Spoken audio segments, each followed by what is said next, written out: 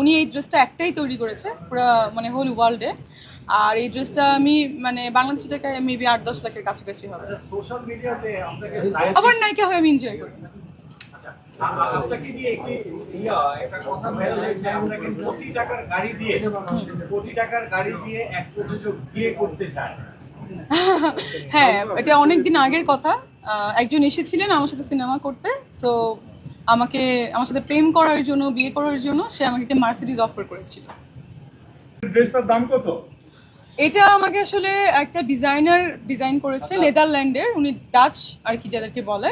So তার দুবাইতে একটা স্পেশাল শপ আছে, ওখানে সে অনেক অনেক এরকম টাইপের ড্রেস আমাকে গিফট করবে এবং অলরেডি 4টা দিয়েছে। সো আমি ওনাকে কোনো পেমেন্ট দেইনি, জাস্ট নামমাত্র একটা সম্মানই দিয়েছি। সো উনি এই ড্রেসটা একটাই তৈরি করেছে পুরো মানে হোল ওয়ার্ল্ডে। আর এই ড্রেসটা আমি মানে বাংলাদেশি টাকায় মেবি 8-10 লাখের কাছাকাছি হবে। সোশ্যাল মিডিয়াতে আপনাকে সাইফ খানের নায়িকা বলা হয়, এটা আপনি কিরকম এনজয় করেন? আমি তো সবার নায়িকা, যত নায়ক আছে সবার নায়িকা আমি সবার নায়িকা হয়ে আমি এনজয় করি। জীবনে আপনার কত টাকা প্রয়োজন হলে আপনি সন্তুষ্ট হবেন? কত টাকা? মানুষের তো সন্তুষ্টির শেষ নেই, আমার যত হবে আমি ততই খুশি। এখন যে আছে তাতেও আমি হ্যাপি। আচ্ছা আপু, আপনার এই এমন ড্রেস, যে ড্রেস আপনি পরেছেন, এমন ড্রেস আপনার কতগুলো আছে? আমার এরকম ড্রেস অনেক আছে, বাট এই ড্রেসটা স্পেশালি আমি অ্যাওয়ার্ডের জন্য এনেছি। আরও দুটো আমার অ্যাওয়ার্ড আছে, সিঙ্গাপুরে যাচ্ছি আমি, 17 তারিখে একটা শো আছে। সো এরকম অনেকগুলো ড্রেসই আছে। আর একটা ব্যাপার যে আমার বাসায় আসলে এত ড্রেস, 40-50 হাজারের উপরে ড্রেস। সো আমি একটা ভেবেছি অতি শীঘ্রই 1-2 মাসের ভিতরে একটা শপ ওপেন করব। আমার ড্রেসগুলো আমি একবার করে যেহেতু পরি, এগুলো আমি নিলামে তুলবো। আচ্ছা, আপনার তো টাকার অভাব নেই, আমরা যতটুকু জানি। সেক্ষেত্রে আপনি নিলামে না দিয়ে, টাকা ইনকাম না করে যদি সুস্থ মানুষদের ভিতরে বিতরণ করেন।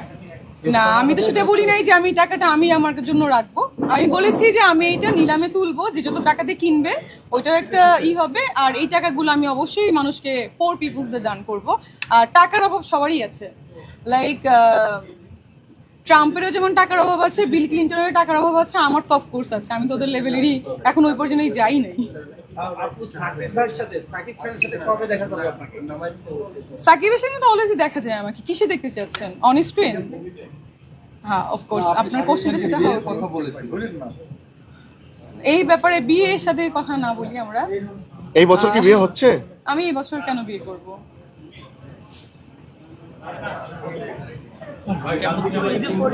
আপনি দুবাই শেখের থেকে আপনি কোনো গিফট পেয়েছেন? এই সে দুবাই। এক দুবাই নিয়ে পড়ে আছি সবসময়, সবার থেকে গিফট পাই আমি, সবার থেকে। কোশ্চেন নাই। নতুন মুভি বরবাদ নিয়ে কিছু শুনতে চাই। শাকিব খানের নতুন মুভি বরবাদ।